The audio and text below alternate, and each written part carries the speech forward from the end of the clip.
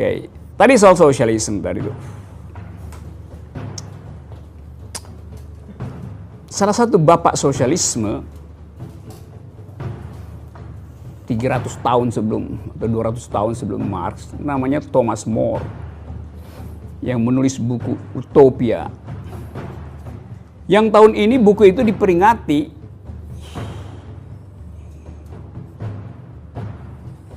usia buku itu sekarang 500 tahun. Peringatan ke 500 tahun buku Thomas More Utopia. Sosialisme tumbuh di dalam satu utopia, pikiran utopis. Yaitu bahwa dimungkinkan satu keadaan di mana manusia hidup di dalam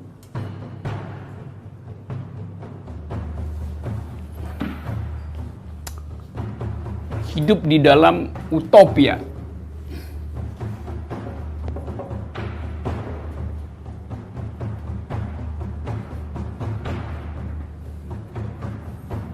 Utopia ini bahasa Latinnya u ini atau au artinya good.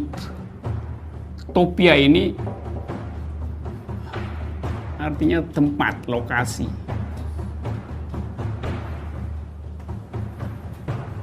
Topos, topografi. Jadi utopia adalah tempat yang baik. Dari kata au, enak au, eudaimonia, idt, iude toilette, enak, wangi itu. Dari kata itu. Jadi sosialisme selalu punya semacam imajinasi yang utopis. Nah, itu disebut sosialisme utopis. Yang utopis ini kemudian berhenti menjadi utopia ketika 1960-an Stalin mengirim tank-tank Rusia ke Polandia. Mengkomuniskan Eropa Timur dengan kekuatan totaliter. Diokupasi, dianeksasi, diduduki oleh kekuatan militer Soviet di bawah Stalin. Maka berhentilah utopia. Karena yang ada adalah pemerintahan otoriter. Seluruh komponen intelektual kiri di Eropa memutuskan untuk tidak lagi menjadi pendukung Partai Komunis. Termasuk Jean-Paul Sartre, seorang eksistensialis. Yang tadinya adalah pendukung utopia Marxisme itu. Jadi kalau kita pelajari sejarah, seluruh intelektual Eropa dulu adalah, sebagian besar adalah ada di dalam payung Marxisme. Tapi yang sifatnya utopis, yang mengambil inspirasi dari Hegelianisme.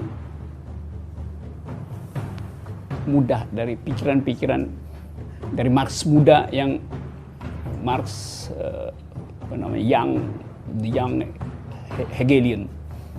Jadi kalau kita sekarang menganggap bahwa apa mesti ada utopia? Ada, gagasan itu ada, utopia itu tetap ada, terutama di kalangan intelektual yang menganggap bahwa dimungkinkan dicapai satu masyarakat yang good, yang baik.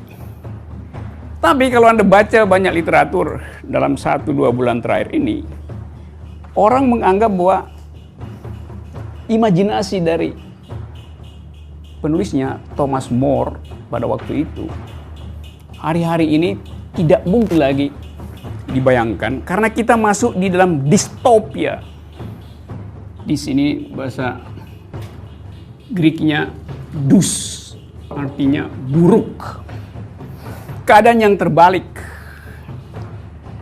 Karena di Eropa orang tidak melihat utopia, orang melihat Brexit, orang melihat ancaman terhadap kemanusiaan karena penolakan pengungsi.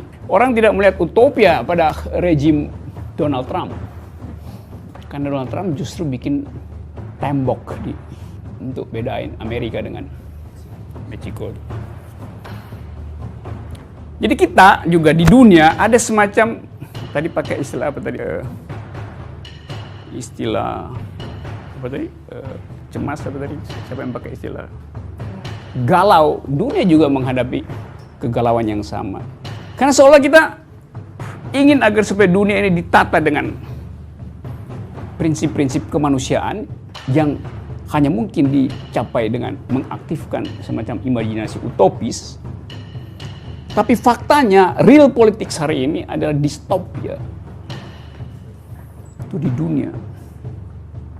Di Indonesia, kita punya utopia dengan revolusi mental. Tapi setiap hari kita lihat kebijakan yang sifatnya distopia. Terutama kebijakan publik.